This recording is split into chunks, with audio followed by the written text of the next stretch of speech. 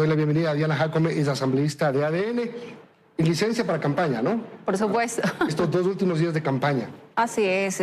Bueno, ya un proceso muy importante con el respeto a la norma, por supuesto, al artículo 114 de la Ley Orgánica de la Función Legislativa que nos permite tener la licencia sin remuneración. Bueno, acabo de tener una entrevista con Pacha Terán, que impulsa el No, y dice que el tiempo para que la gente se informe sobre el contenido de la consulta ha sido muy corto y por eso es un tema mañoso. Bueno, ellos siempre van a tener una posición negativa frente a un planteamiento que lo que pretende es hacer cambios profundos a nuestro país, cambios que son necesarios y que sin duda alguna la participación de los ecuatorianos es fundamental. En ese sentido, no permitamos que esos mensajes traten de distorsionar la esencia de esta convocatoria. Aquí no hay ningún tipo de engaño, aquí hay claridad en las 4 preguntas, son preguntas que han pasado por un control de constitucionalidad, son preguntas que han sido difundidas conforme lo establece el Código de la Democracia y la ciudadanía sabe y tiene claro cómo responder. Hablemos de la pregunta que tiene que ver con la consulta popular, con la Asamblea Constituyente. Hay que meterse en problemas. Tiene asamblea, tiene mayoría en la asamblea. De hecho, cuando José de la Gasca era ministro de Gobierno, dijo, no vamos a hacer una constituyente, nos vamos por una reforma constitucional en la Asamblea Nacional. Tenían asegurado, ¿por qué meterse a una aventura que podría terminar mal? A ver, hay que dejar claro, Milton, todo lo que hemos enfrentado durante este tiempo. Como Asamblea Nacional hemos presentado varias propuestas legislativas, varias leyes, y es de dominio público, han sido retiradas del ordenamiento jurídico, no tienen efecto jurídico en ese momento. Adicional a ello, hemos tenido también negativas por parte de la Corte Constitucional, siendo esa institución o convirtiéndose esta institución en un colegislador. En ese sentido, ya no podemos continuar con reformas parciales, con enmiendas que son mecanismos legítimos que le otorgan al presidente de la República, y lo ha hecho. De ahí nace precisamente la reforma parcial al artículo 5 para eliminar esa prohibición que existe en nuestra Constitución sobre las bases extranjeras. Se ha hecho todo lo posible, se ha hecho uso de todos los mecanismos ordinarios para hacer cambios, pero no podemos continuar en este tipo de mecanismos y después tener otra vez que mandar una reforma constitucional a esta Constitución que lleva 17 años en vigencia, 17 años de una carta que no está conforme a la realidad que hoy vive el país. Por lo tanto, necesita cambios profundos y este es el momento adecuado para plantearle a los ciudadanos y, por supuesto, devolverle a todos los ecuatorianos el poder que tienen conforme al artículo 1 de la Constitución. Dicen que el presidente, que el gobierno no ha explicado cuál es el objetivo, cuál es esa... ¿Cómo visualizan ustedes de esa nueva Constitución? Bueno. ¿Por qué esperar a que se den los resultados del domingo para empezar a contarle al país lo que realmente se quiere? ¿O es que no se sabe lo que se quiere? Hay claridad sobre lo que se quiere cambiar la Constitución. Hay claridad sobre lo que se necesita en este país. ¿A dónde vamos con la Constitución? Una Constitución que realmente responda a las necesidades de los ecuatorianos. Una Constitución que vele por los derechos de los ciudadanos y no de los delincuentes. ¿Esta no tiene eso? Y le puedo dar ejemplos claros, Milton. Por ejemplo, el presidente hizo uso de la reforma parcial, planteó una reforma parcial del artículo 77 de esta Constitución. Mire, claramente en este articulado dice que la prisión preventiva no será regla general. Entonces, le pregunta a la Corte Constitucional que debe existir obligatoriedad en delitos como crimen organizado y terrorismo. La Corte Constitucional le dice que es discriminatorio, artículo 11 de esta Constitución. Entonces, ¿a quién está defendiendo esta Constitución? ¿A la víctima o a los victimarios?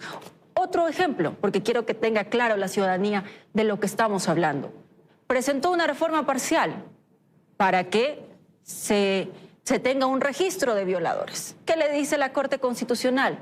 Vulnera el derecho a la igualdad y no discriminación del violador. Artículo 11, nuevamente de esta Constitución. Pero el artículo 44 de esta norma dice que los derechos de los niños y niñas están sobre los demás derechos. No se contraponen los articulados, no hay contradicción. ¿A quién defiende? al violador, porque dice que vulnera su derecho a la igualdad y no discriminación. Entonces aquí no se entiende con claridad a quién se está defendiendo. Se necesita un trabajo profundo sobre ello. Hay delitos, mire, que no prescriben, los delitos contra la administración pública, pero los delitos de delincuencia organizada, terrorismo, prescriben y no pueden ser juzgados en ausencia.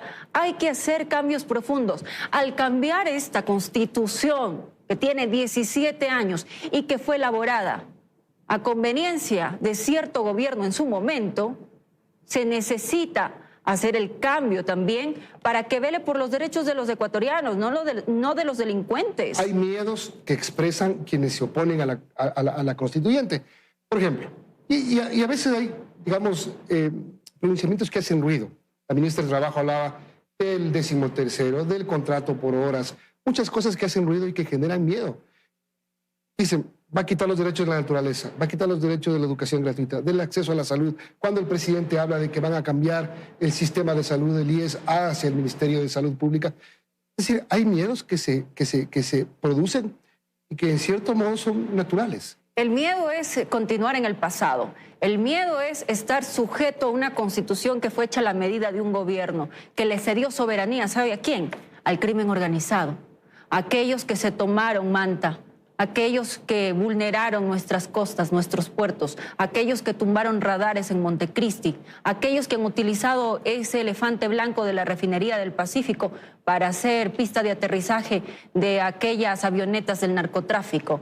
Eso es el verdadero miedo que deben tener, porque no les conviene. Miedo que en Imbabura se haya establecido la minería ilegal y que hoy nuestro bloque de seguridad lo está combatiendo. ¿Por qué ahí no dicen nada? ¿Por qué no dicen nada de la minería ilegal y de los delitos conexos que genera eso y el daño que le causa a la gente?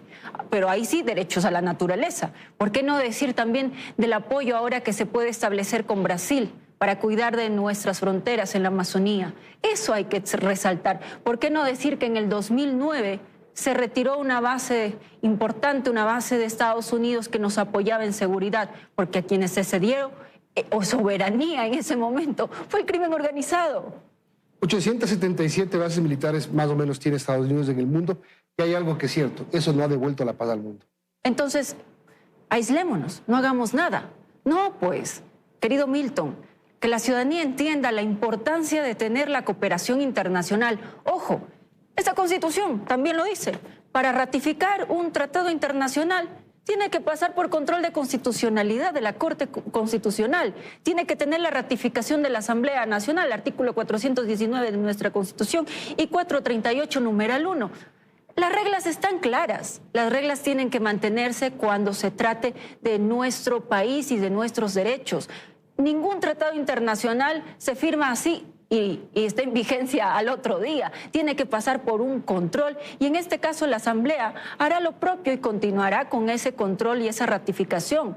Aquí no se está cediendo soberanía. Aquí lo que se está impulsando es que otros países que han enfrentado al crimen organizado, al terrorismo, vengan y nos apoyen, cooperen con el Ecuador. El crimen transnacional no solo afecta al Ecuador, afecta a varios países de la región. Entonces, Ecuador tiene que abrirse también. Es una lucha de la región, es una lucha del mundo. El terrorismo, el crimen transnacional, el narcotráfico está afectando a varias naciones. Estados Unidos ha dado muestra de su intención de apoyar. Hemos recibido la visita de varios altos funcionarios de ese gobierno. Por lo tanto, es importante tener ese respaldo de países que han luchado contra el crimen, que han luchado contra el narcotráfico y el terrorismo. Y es la oportunidad de que los ecuatorianos decidan. Ojo, Milton, esta no es una decisión de un partido político, de una ideología, de una bandera. Esta es una decisión que tomarán los ecuatorianos. Por ello, el presidente hace uso de este mecanismo, el artículo 444 de nuestra Constitución, llamar a una constituyente para que sea el soberano. Cada uno de los ecuatorianos que me está viendo en este momento tome la decisión que es votar sí este domingo 16 de noviembre. Hablemos de la pregunta B para terminar, Diana. Se busca eliminar el fondo partidario permanente, ¿no? Pero en el anexo no habla nada del tema de la promoción electoral. Es decir, Si gana el sí, los partidos seguirán recibiendo dinero del Estado para hacer campaña. A ver, yo quiero que esto quede claro, porque la oposición siempre trata de llevar mensajes cerrados. El presidente de la República fue claro al enviar la reforma parcial sobre el artículo 110 y el 114. ¿Qué es lo que planteó el presidente? Aquí lo que planteó el presidente fue que se reforme estos dos articulados, si bien usted lo dice, el Fondo Partidario Permanente y el Fondo de Promoción Electoral. Fue conocido por la Corte Constitucional con el control respectivo y posteriormente enviado a la Asamblea Nacional, donde nosotros hicimos el trabajo que corresponde. Pero ¿qué sucede? Una vez que se devuelve a la Corte Constitucional para el control de los considerandos de la convocatoria y la pregunta, ¿qué le dice la Corte Constitucional? No. Solo el artículo 110 del Fondo Partidario Permanente. ¿Sobre quién recae la responsabilidad de ello cuando inicialmente se planteó los dos artículos, Fondo de Promoción Electoral y Fondo del Partidario Permanente? Ojo ahí. O sea, por eso fue así la pregunta. Por supuesto. O sea, el presidente fue claro.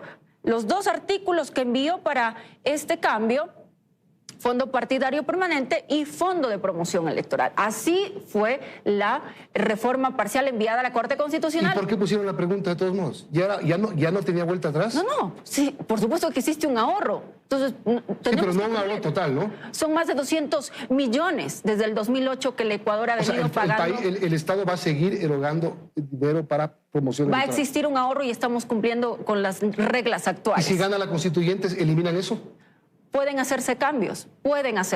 Por eso es importante construir una nueva constitución, un nuevo marco jurídico constitucional que nos permita tener reglas claras, que nos permita caminar hacia el futuro. Y que seguramente a la señora entrevistada hace poco, pues le debe afectar esto, porque no sacó ni el 1% de aceptación de los ciudadanos. Entonces, ahí sí hay engaño, ahí sí es robarle a los ciudadanos, cuando no tienes aceptación y recibes dinero del Estado para participar en política. ¿Qué pasa si pierden el domingo? Nosotros estamos muy confiados en los resultados. Sabemos que la ciudadanía está consciente que el país necesita un cambio profundo y hacia eso vamos. ¿Tú vas a ser candidata si es que ganan? Yo estoy trabajando en la Asamblea Nacional, pero para eso he sido elegida. También está trabajando en la Asamblea, va a ser candidato. Bueno, donde se me requiera, siempre seré respetuosa con la decisión interna de nuestro partido, pero sobre todo aquí estoy para trabajar por los ecuatorianos. Gracias. Diana Jácome, asambleísta de ANE.